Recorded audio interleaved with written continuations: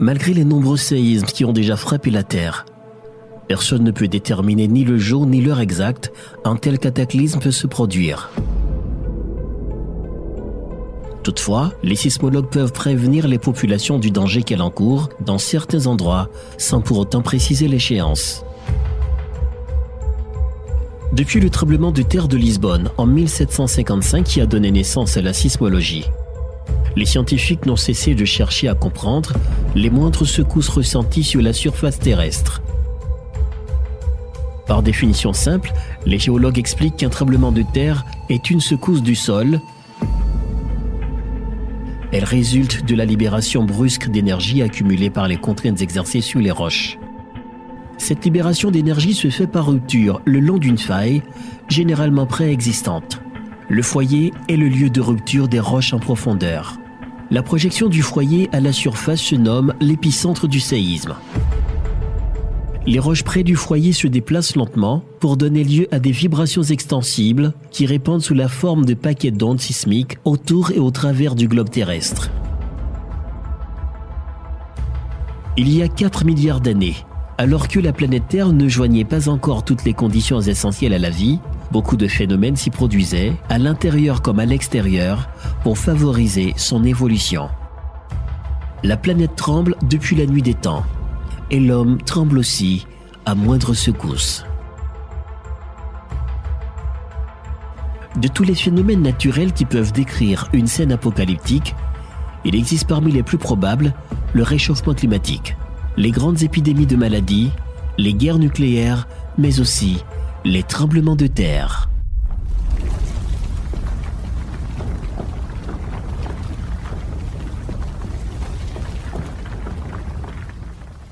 Imaginez un instant que toutes les plaques se mettaient à bouger en même temps, donnant lieu à des secousses sismiques de magnitude 20 sur l'échelle de Richter.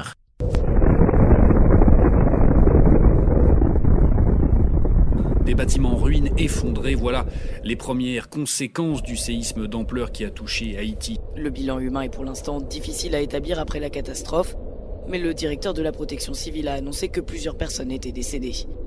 Haïti, 14 août 2021. Ce samedi matin, le temps était généralement ensoleillé et venteux par endroits. D'après le bulletin de la météo, le ciel était totalement dégagé ou presque, pendant que le soleil dardait ses rayons sur tout le pays, notamment sur ses côtes sud. La température maximale variait de 30 à 35 degrés Celsius, alors que la minimale chutait pas plus bas que 24 degrés. Une belle matinée qui s'annonçait agréable pour les estivaliers.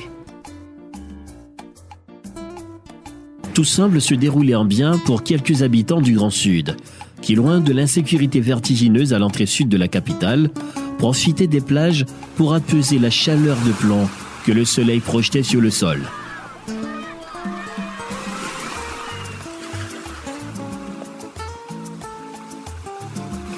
« 8h30. À cette heure précise, un événement malheureux se produit. Un bruit assourdissant qui semble provenir des entrailles de la Terre effraie les habitants de la partie sud du pays.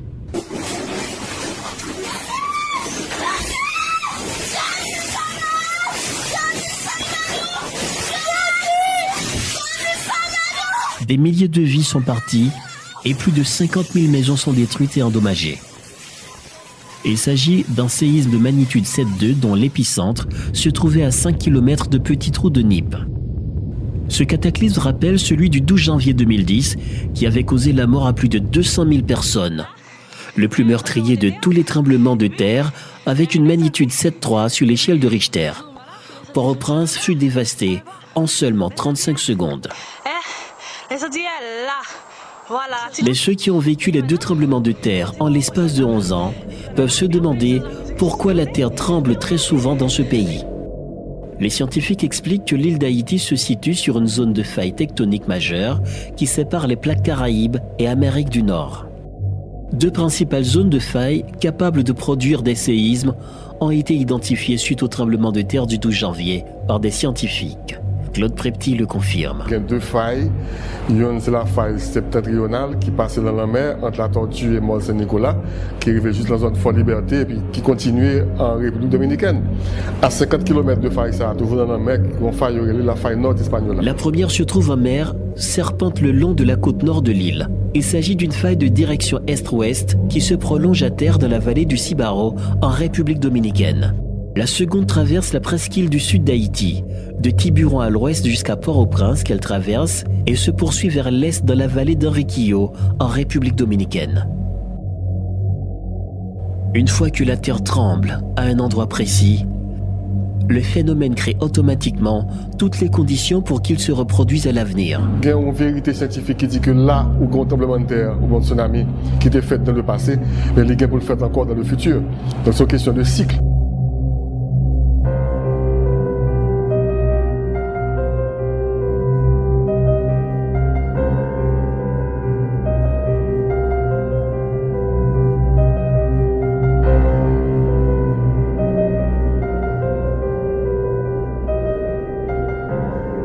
12 janvier 2010 et 14 août 2021 ne sont pas le fruit du hasard. Des tremblements de terre ont déjà lieu dans ce pays à maintes reprises, car l'histoire affirme que chacun des siècles passés a été marqué par au moins un séisme majeur sur les deux parties de l'île.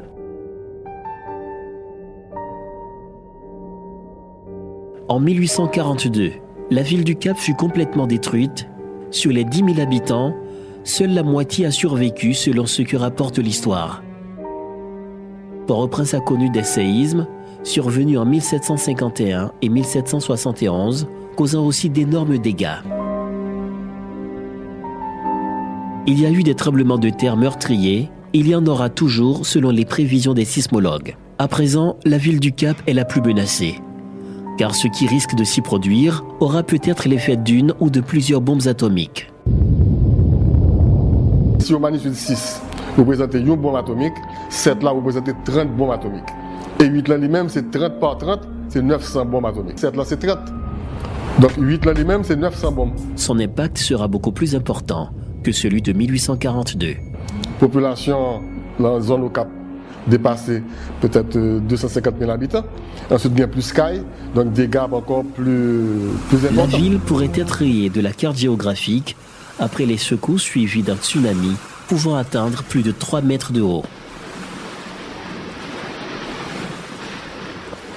La ville du Cap ne connaîtra absolument pas un tremblement de terre, comme le Big One, prévu pour les États-Unis en 2321. Mais les pertes en vies humaines, lors du passage de ce séisme dans cette ville, seront incalculables. C'est l'apocalypse. Le démon du séisme est déjà là. Il vit dans nos pensées. Car depuis 2010, il laisse ses blessures ouvertes dans nos cœurs. Chacun de nous ne veut certainement pas revivre les deux cataclysmes qui ont frappé notre pays. Mais un tremblement de terre reste pourtant un phénomène naturel. Il est vieux comme la planète. Donc, on peut vivre avec, mais comment? Et pourquoi il nous tue plus qu'ailleurs? Une politique environnementale doit être planifiée. Un zonage pour détecter les zones où les failles sont beaucoup plus présentes permettrait de repenser la manière dont on doit reconstruire les villes. Où les maisons doivent être construites et comment. Le 14 août 2021, un autre tremblement de terre met à nouveau l'État à l'épreuve. Malheureusement, on ne fait pas mieux qu'avant. Jodi an, terre tremblé, il tremblé dans le sud, dans la Grand'Anse particulièrement, il fait un pile de dégâts.